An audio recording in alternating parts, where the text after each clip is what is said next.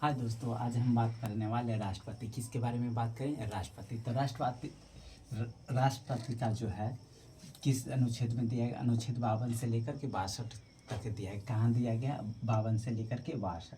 जैसे कि देश का राज प्रमुख, देश का राज प्रमुख या देश का प्रथम नागरिक बोले या देश के मुखिया बोले तो कौन होते हैं? राष्ट्रपति होते। कौन होते? राष्ट्रपति। तीनों सेनाओं का प्रमुख या सेनापति, प्रमुख या सेनापति कौन होता है? कौन होता है? तो राष्ट्रपति होता है। वह संसद का अभिन्न अंग है। क्या है? अभिन्न अंग है। संसद का क्या है? अभिन्न अंग है। कौन? राष्ट्रपति। चलिए देखते हैं, बात करते हैं हम राष्ट्रपति। तो अनुच्छेद 52 में बताया भारत का एक राष्ट्रपति होगा। कौन होगा? भारत का एक राष्ट्रपति, जो कि अभी कौन है? द्रौपदी मुर्मू है। कौन है? द्रौपदी मुर्मू जी हैं। ये सेकंड महिला है। कौन सी महिला है? सेकंड महिला। प्रथम महिला कौन थी? प्रतिभा देवी सिंह पाटिल थे।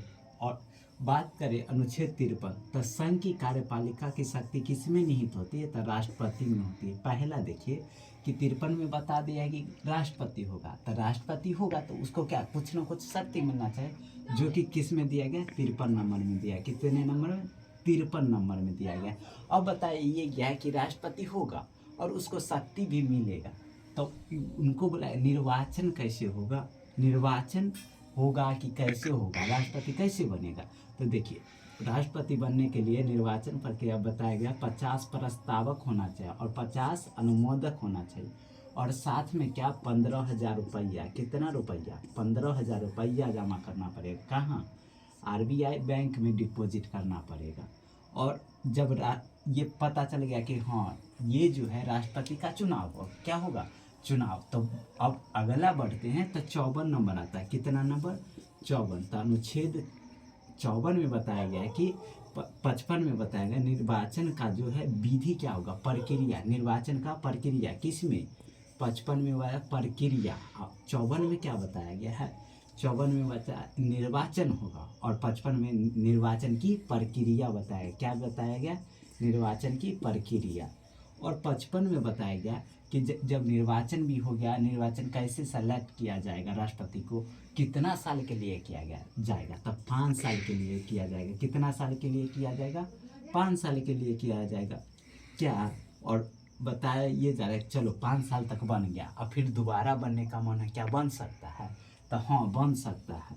तो 57 में बोला गया है निर्वाचन पुनः निर्वाचन की लिए पात्रता। तो भारत में ये प्रावधान किया गया कि यदि आप एक बार राष्ट्रपति बन गए तो आप दोबारा भी बन सकते हैं। बस जो उम्र सीमा है वो निश्चित होना, जैसे कि न्यूनतम कितना चाहिए? न्यूनतम उम्र कितना चाहिए? तो 35 वर्ष होना चाहिए। क्या होना चाहिए?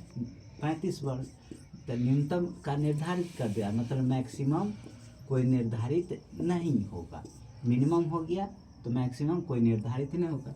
अब बताए ये जा रहा कि पुनः निर्वाचित तो हो सकता है, लेकिन निर्वाचित होने के लिए योग्यता क्या होना चाहिए? क्या होना चाहिए?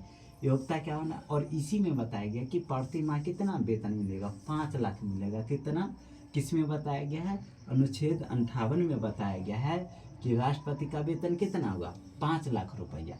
तो अब जब मान लीजिए 5 साल पूरा हो गया, अवकाश हो गया, तो उसको कुछ रुपया मिलेगा, वेतन मिलेगा। हाँ तो मिलेगा, 1.5 लाख रुपया प्रति महीना मिलेगा। पहले 5 लाख मिलता था, अवकाश में हो गया ना, तो कितना मिलेगा? 1.5 लाख रुपये।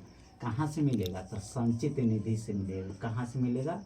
संचित निधि से इस सबको वेतन मिलता है। तो मतलब जो पूछता है क्वेश्चन ये पूछता है कि राष्ट्रपति का वेतन कहाँ से दिया जाता है? तो संचित निधि से दिया जाता है। कहाँ से दिया जाता है? संचित निधि से दिया। कार्यकाल में कितना दिया गया? 5 लाख प्रति महीना। कितना? 5 लाख प्रति महीना। वही अवकाश के बाद कितना? 1.5 लाख प्रति महीना। कितना? 1.5 लाख। और ये भी पूछा जाता है कि राष्ट्रपति निर्वाचन के लिए जो कितना रुपया आरबीआई को जमा किया जाता है? कितना जमा किया जाता है? तो 15,000 रुपया जमा किया। अब 59 में बताया गया कि आवश्यक शर्त क्या क्या होना चाहिए? योग्यता में जो है क्या क्या होना, जैसे कि पहले भारत का नागरिक होना चाहिए, उसकी उम्र कितना? 35 वर्ष होना चाहिए। कितना होना चाहिए? 35 वर्ष। दिवालिया नहीं होना चाहिए। और 60 में बताया शपथ ग्रहण या प्रतिज्ञा। तो भारत के राष्ट्रपति होंगे ना, तो उसको शपथ ग्रहण कौन करवाएगा? कौन करवाएगा? तो जो सुप्रीम कोर्ट होते हैं, सुप्रीम कोर्ट के जो होते हैं सीजीआर, वो जो प्रमुख सीजीआई जो होते हैं, प्रमुख मुख्य न्यायाधीश होते हैं, न्यायाधीश, ये शपथ ग्रहण, अगर ये नहीं करवाएं रहेंगे तो कौन करवाएंगे, अरे ये नहीं रहेंगे तो कौन करवाएंगे। तो देखिए, अगर ये नहीं रहेंगे तो जो वहाँ पर सबसे उच्चतम न्यायाधीश होंगे, उच्चतम न्यायाधीश, वो शपथ ग्रहण करवाएंगे। और 61 में बताया गया है कि राष्ट्रपति अगर अपने पद का दुरुपयोग कर रहे हैं तो उस पर महाभियोग लगेगा। क्या लगाएगा, महाभियोग लगेगा, जो कि 14 दिन पहले ही राष्ट्रपति को सूचित कर दिया है। कितना दिन पहले, 14 दिन। और 62 में बताया गया है कि समय से पहले जो है राष्ट्रपति वो अपना पद नहीं छोड़ सकता, जबकि उत्तराधिकारी जब तक कि उसका नहीं मिल जाए, मतलब 5 वर्ष पूरा होने से पहले निर्वाचन करवाना। क्या करवाना, निर्वाचन। अब मान लीजिए निर्वाचन नहीं कि महाभियोग लगा है, तो महाभियोग तो या तो उस पर अगर कम 6 महीना से कम समय रहेगा ना वहाँ की, तो उसको क्या पुनः जो क्या करवा दिया जाएगा, निर्वाचन करवा दिया जाएगा। नहीं तो किसी अन्य व्यक्ति को राष्ट्रपति के पद पर निर्धारित कर दिया जाएगा। पदावधि जब वो ले लेगा, अपना पद धारण कर लेगा, तब जो पहले पुराना वाला राष्ट्रपति वो अपना पद को क्या करेगा। तो ये हमारी रहे कुछ बेसिक जानकारी। ये सब जो है परीक्षा में बहुत ही पूछा जाता है, क्योंकि राष्ट्रपति से ज़्यादातर लगभग सभी एग्जाम में पूछा जाता है। तो आप लोग ये 10 अनुच्छेद है राष्ट्रपति से संबंधित, जो कि बहुत ज़रूरी है। तो इसी तरह के वीडियो को देखने के लिए हमारे चैनल को सब्सक्राइब कीजिए, वीडियो को लाइक कीजिए और दोस्तों के साथ शेयर कीजिए।